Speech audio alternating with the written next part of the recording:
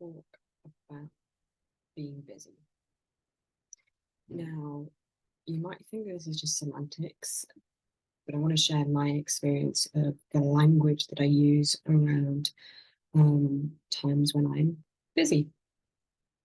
Because I find that the language actually really impacts how I feel, my embodiment, and then how I'm able to engage with what's going on for me. So I am going into a quote unquote a busy month. I'm teaching a lot. I'm teaching at university for a few weeks every quarter, teach emotional intelligence. I have a third authentic relating course starting next week for couples, on top of the two level ones. One's already started, one starts this coming Thursday. Relational facilitation mentoring group is continuing by popular request. Yeah, there is not a lot of white space left in my diary at the moment. And when I talk about that as being busy, what kind of happens for me is like everything in my system starts to speed up. Yeah, this is kind of just this little like frenetic energy starts to build up.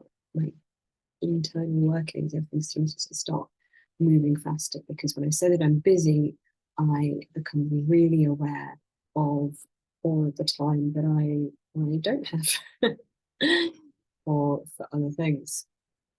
And so, yeah, I generally find that describing myself as busy is really not helpful. It starts to basically activate my nervous system, and when I do that, I get tense, and then there's even less space to deal with what's happening, and feel overwhelmed quite quickly. So, if it's not busy, then what could it be? And the alternative I want to suggest today, as my internet glitches, is full. Yeah, so the difference between saying I'm busy to like my schedule being full, it becomes less about me and my identity, so it's automatically like a bit of distance between me and the situation. And there's something about fullness which reminds me that these are things that I want in my life. I like teaching, especially like teaching authentic relating. And yeah, like it's not to deny, like I'm feeling I have overcommitted myself. And actually quite knowingly this time. Opportunities came along at a certain period of time. It's really yes or no sort of thing.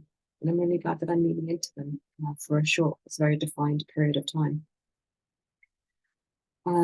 There's something about fullness that, yeah, I feel fulfilled. I feel satiated, satisfied by what I'm doing. Yeah, there's something about saying my schedule is full.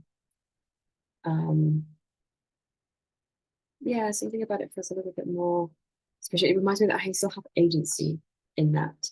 Because yes, my schedule is full and it's not entirely full, like it's not full to overflowing. There is space in my life if I choose to see it, if I choose to interact with it like this. But when I said I'm busy, all of that goes away. Busyness feels stressful to me in a way that fullness doesn't. Fullness, I feel resourced to deal with. Busyness, yeah, puts me on the back foot. So, like I said, maybe it is just semantics. I want to offer that I think the language we use is important. I think, yeah, I think different emotions, different body states are associated with different words. And maybe it doesn't change reality, but maybe it does, given the only way my brain can perceive what reality is through my body. how I'm embodied does change the way I perceive reality. It definitely changes the number of options I can see, um, changes the strategies of how I might deal with things.